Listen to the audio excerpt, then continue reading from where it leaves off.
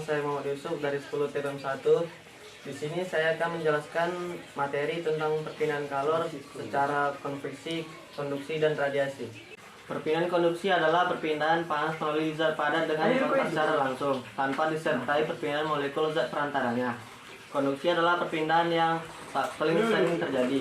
Perpindahan ini sering terjadi ketika temperatur molekul dalam zat naik dan menghasilkan getaran.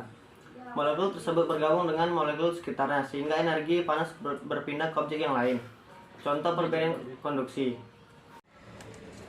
Pertama-tama kita letakkan panci yang berisikan air di atas kompor. Lalu kita nyalakan kompornya. Pertama kita akan melakukan perpindahan panas melalui konduksi. Panci yang awalnya terasa dingin, namun lama-kelamaan akan terasa panas jika kita menyentuhnya. Pasti akan terasa panas mulai dari bawah sampai ke atas, lalu ke seluruh bagian panci. Nah, itulah contoh perpindahan panas melalui konduksi dalam kehidupan sehari-hari. Perpindahan konveksi adalah perpindahan panas pada zat gas dan zat cair, disertai dengan perpindahan partikel zat perantara. Gaya gravitasi memiliki peran penting dalam konveksi. Ketika kita memasak air mendidih, kenapa udara di atas api terasa panas? Saat air di bagian bawah menguap, massa jenis akan berkurang. Molekul dingin turun ke bawah ke massa yang lebih padat dan molekul panas naik ke atas ke bagian yang tidak terlalu padat.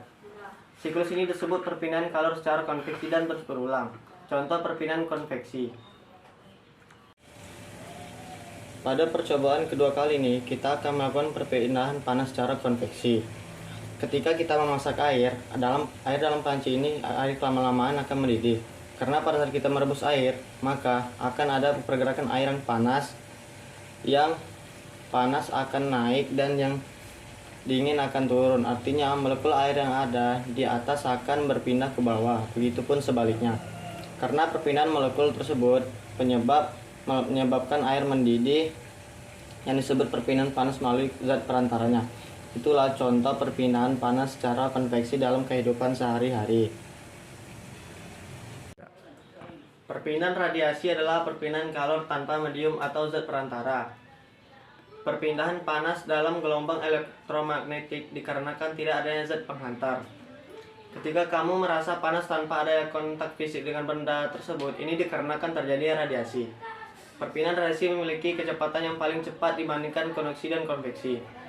Jumlah radiasi kalor yang diserap atau dipancarkan bergantung pada beberapa hal seperti warna, orientasi permukaan, dan lain-lain. Misalnya, warna hitam menyerap dari radiasi dengan baik. Inilah alasan mengapa kamu terasa sangat panas ketika memakai baju berwarna hitam di siang hari terik. Contoh perpindahan. Pada percobaan ketiga, kita akan melakukan perpindahan panas secara radiasi, yaitu perpindahan panas tanpa zat perantaranya. Salah satu contoh perpindahan panas secara radiasi dalam kehidupan sehari-hari adalah api dalam kompor ini. Pertama-tama, kita akan menyalakan kompor ini. Selanjutnya, kita akan meletakkan tangan kita dekat api tersebut.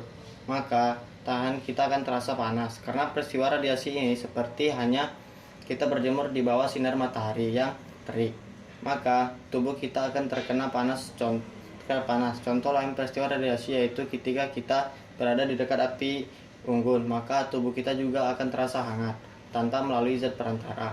Itulah contoh perpindahan panas secara radiasi melalui kehidupan sehari-hari. Sekian penjelasan dari saya mengenai materi tentang perpindahan kalor. Kurang lebihnya mohon maaf. Wassalamualaikum warahmatullahi wabarakatuh.